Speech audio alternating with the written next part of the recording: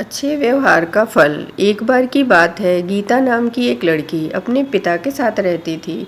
उसकी माँ बचपन में ही गुजर गई थी। वह अपने घर का काम करती, फिर कॉलेज जाती थी। कॉलेज जाते समय वह रोज़ रास्ते में एक जगह पक्षियों को दाना डालती थी। उसके घर में भी 2 पक्षी थे, उनको भी वह रोज़ दाना डालती थी। एक दिन उसको पक्षियों को दाना डालते ज़मींदार के बेटे ने देख लिया। उसने अपने पिता से जाकर गीता से शादी करने की इच्छा जताई।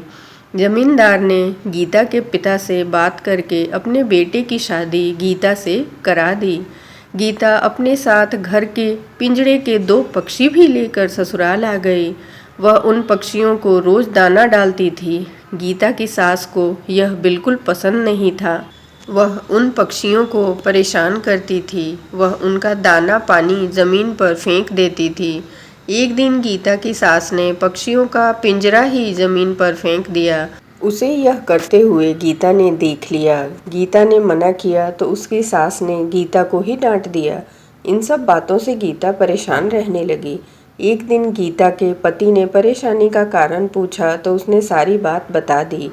उसके पति ने गीता को पक्षियों की भलाई के लिए उनको पार्क में छोड़ने की सलाह दी। अपने पति के कहने पर गीता ने उन दोनों पक्षियों को बाकी के पक्षियों के साथ पार्क में ही छोड़ दिया। वह उनको कभी कभी दाना देने पार्क में जाती थी। अब सभी पार्क के पक्षी गीता के अच्छे मित्र बन गए थे।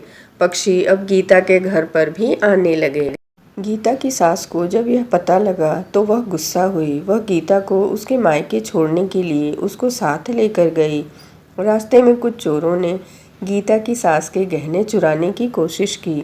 तभी गीता के पक्षियों ने आकर चोरों पर हमला किया, जिससे चोर भाग गए। इसके बाद गीता और उसकी सास घर ही लौट आए।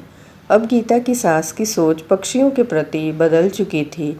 उसने गीता से कहा कि अब हम दोनों चिड़िया को दाना देने चला करेंगे और पहले के 2 पक्षियों को घर वापस लेकर आएंगे। यह बात सुनकर गीता बहुत खुश हुई। सीख: इस कहानी से हमें यह सीख मिलती है कि हमें जानवरों से अच्छा व्यवहार करना चाहिए।